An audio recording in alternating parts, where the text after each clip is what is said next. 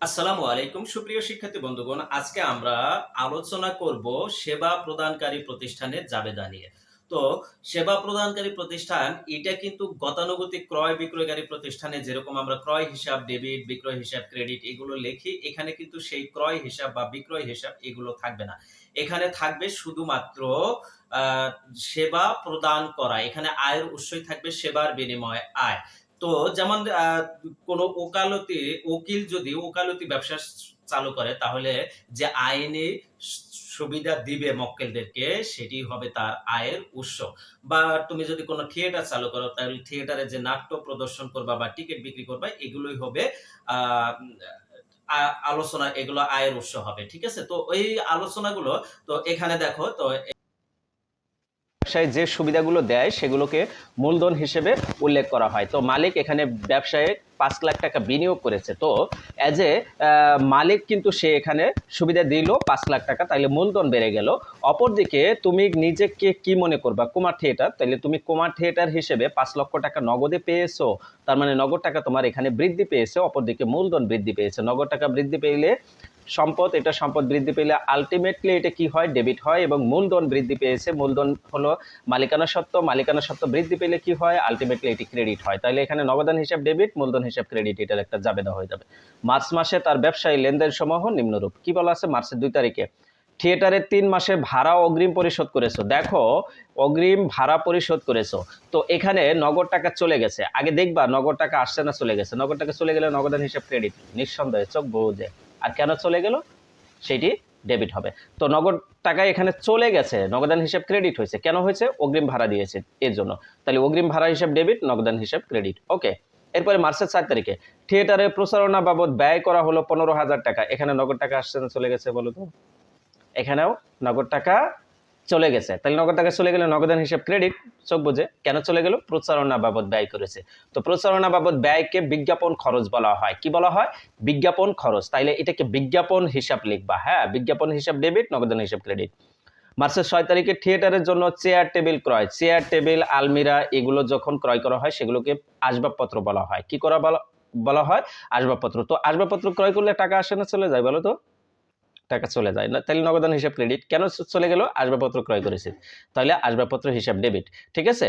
এরপরে দেখো, মঞ্চ নির্মাণ ও সাজসজ্জা বাবদ ব্যয় করা হলো 50,000 টাকা। দেখো, এটি যেহেতু একটি থিয়েটার, এই প্রতিষ্ঠানটা একটি থিয়েটার, তাহলে এখানে যে মঞ্চগুলো নির্মাণ করে এবং সাজসজ্জা করে এগুলোকে অফিস সরঞ্জাম বলা হয়। কি বলা হয়, অফিস সরঞ্জাম বলা হবে, কারণ এটি তার পরবর্তীতে আবার কাজে লাগবে। ঠিক আছে, এটা একটা সম্পদ তার। তাইলে এটাকে অফিস সরঞ্জাম হিসেব দেব। যেহেতু নগদ টাকা চলে গেছে, নগদান হিসেব ক্রেডিট। কেন চলে গেল, অফিস সরঞ্জামের জন্য চলে গেল, তাহলে অফিস সরঞ্জাম হিসাব ডেবিট হবে। শিল্পী ও কলা কুশলীদের আপ্যায়ন খরচ দেওয়া হলো 2,000 টাকা। তাহলে আপ্যায়ন খরচ 2,000 টাকা নগদ চলে গেছে, নগদান হিসাব ক্রেডিট। আর কেন চলে গেল, আপ্যায়ন খরচের জন্য, তাহলে আপ্যায়ন খরচ হিসাব ডেবিট। ওকে। মার্চের 15 তারিখে বলা আছে থিয়েটার নাটক প্রদর্শনের টিকিট বিক্রি করা হলো 80,000 টাকা। দেখো, এইটি হলো তার আয়ের মূল উৎস। 80,000 টাকা যে টিকিট বিক্রি করেছো, তাইলে এটা নগদ টাকা পেয়েছো 80,000 টাকা, নগদান হিসাব ডেবিট। কেন পাইলা, টিকিট বিক্রি করে। এই টিকিট বিক্রি লেখা যাবে না, এখানে লিখতে হবে সেবা আয়। এখানে কি লিখতে হবে, সেবা আয়। এখানে টিকিট বিক্রয় হিসাব এটা কিন্তু লেখা যাবে না। ঠিক আছে। অর্থাৎ সেবা প্রদানকারী প্রতিষ্ঠানের কোনো ক্রয় হিসাব বা বিক্রয় হিসাব এগুলো হয় না। ক্রয় বিক্রয়কারী প্রতিষ্ঠানে শুধু ক্রয় হিসাব বিক্রয় হিসাব হয়। তাইলে এখানে বিক্রয় হয়েছে মানে সেবা আয় হয়ে গেছে, এখানে সেবা আয় হয়েছে। ঠিক আছে। এরপরে মার্চের 18 তারিখে বলা আছে সম্মানে শিল্পীদের সম্মানী প্রদান করা হলো। তো শিল্পীদের সম্মানী মানে এটা ব্যয়, তার বেতন। এটা হলো শিল্পী, তার যেহেতু থিয়েটার, শিল্পীদের তো বেতন দিতে হবে, তো এটা ওয়ান কাইন্ড অফ বেতন। তো শিল্পীদের যেটা দেওয়া হয়, শিল্পীদের বা টিচারদের যেটা দেওয়া হয়, এটাকে বেতন বলা যায় না, এটাকে সম্মানী বলতে হয়। ঠিক আছে, এটাকে সম্মানী বলা হয়। তাহলে এখানে সম্মানী খরচ লিখবা। সম্মানী খরচ হিসাব ডেবিট, নগদান হিসাব ক্রেডিট। ইলেকট্রিক বিল পাওয়া গেল। এখানে একটা বিষয় দেখো, বিল পাওয়া গেল, যখন বিল পাওয়া যায় তখন কিন্তু নগদ টাকার আদান প্রদান কিছু হয় না। তার মানে কি, 3,000 টাকার বিল তোমাকে পরিশোধ করতে হবে, এরকম একটা বিল তোমাকে ইলেকট্রিক কোম্পানি ধরাই দিয়েছে। তার মানে তাকে পরিশোধ করতে হবে, এখনো পরিশোধ করোনি, বকেয়া রয়ে গেছে। তাইলে এখানে ইলেকট্রিক বিল বা বিদ্যুৎ বিল হিসাব ডেবিট হবে, এটা খরচ। আর যেহেতু এখনো প্রদান করো নাই, তাহলে প্রদেয় হিসাব হবে বা বকেয়া বিদ্যুৎ বিল হিসাব হবে, হ্যাঁ, ক্রেডিট হবে। এরপরে 28 তারিখ থিয়েটার কর্মীদের বেতন প্রদান করা হলো 12,000 টাকা। তাহলে থিয়েটার কর্মী, এই কর্মীদেরকে আবার বেতন দিতে হবে, ঠিক আছে। যদি মানে যারা একটু সম্মানিত বা যাদেরকে একটু সম্মানের চোখে দেখা হয় তাদেরকে বেতন দেওয়া হয় এটা বলা যাবে না, তাদেরকে সম্মানই দেওয়া হয়, হ্যাঁ। এখন কর্মীরা তো একটু সম্মানিত ব্যক্তি কম এরা, তাই না, এদেরকেও সম্মান করতে হবে, ঠিক আছে, সবাই মানুষ হিসেবে সবাইকে সম্মান করতে হবে। তারপরেও মানে আপার গ্রেড এবং লয়ার গ্রেড এদের একটা বিষয় আছে, হ্যাঁ। এখানে কর্মী দের যে বেতন দেওয়া হচ্ছে এটা বেতন খরচ হিসেবেই লিখতে পারবা, তাহলে বেতন খরচ হিসাব ডেবিট, নগদান হিসাব ক্রেডিট। ওকে, আমি কিন্তু এতক্ষণে সবগুলো জাবেদা করে দিছি, তো তারপরেও এটা কিভাবে জাবেদার পোস্টিং দিবা সেটা দেখে দিই। তাহলে প্রথমে কুমার থিয়েটারের সাধারণ জাবেদা লিখে দিব, তারিখ, হিসাবের নাম ও ব্যাখ্যা, খতিয়ান পৃষ্ঠা, ডেবিট টাকা। তাহলে 1 নাম্বার একদম প্রথম কি ছিল, 5,000 টাকা ব্যবসায় 5 লক্ষ টাকা ব্যবসায় মূলধন হিসেবে বিনিয়োগ করেছে। তাহলে নগদ টাকা বাড়ছে এবং মূলধন বাড়ছে, তাহলে এটা লিখবো নগদান হিসাব ডেবিট, মূলধন হিসাব ক্রেডিট। এখানে লিখবো নগদ টাকা নিয়ে ব্যবসা শুরু করা হলো 5,000 টাকা, 5 লাখ টাকা, সরি।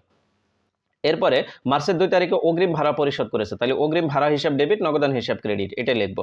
অগ্রিম ভাড়া হিসাব ডেবিট, নগদান হিসাব ক্রেডিট। এখানে 90,000 টাকা লিখে দেবো। অফিসের ভাড়া অগ্রিম পরিশোধ করা হলো, এটা ব্যাখ্যা দিব। এরপরে মার্চের 4 তারিখে বলা আছে প্রচারণা বাবদ ব্যয় করা হয়েছে, তো প্রচারণা মানে বিজ্ঞাপন, তাহলে বিজ্ঞাপন হিসাব ডেবিট, নগদান হিসাব ক্রেডিট। তাহলে বিজ্ঞাপন হিসাব ডেবিট, নগদান হিসাব ক্রেডিট, এটা বিজ্ঞাপন খরচ পরিশোধ করা হলো 15,000 টাকা লিখে দেবো। এরপরে মার্চের 6 তারিখে চেয়ার টেবিল ক্রয় করা হয়েছে, চেয়ার টেবিল ক্রয় মানে আসবাবপত্র ক্রয়, তাইলে আসবাবপত্র হিসাব ডেবিট, নগদান হিসাব ক্রেডিট, এটা দিয়ে দিব। আসবাবপত্র হিসাব ডেবিট, নগদান হিসাব ক্রেডিট।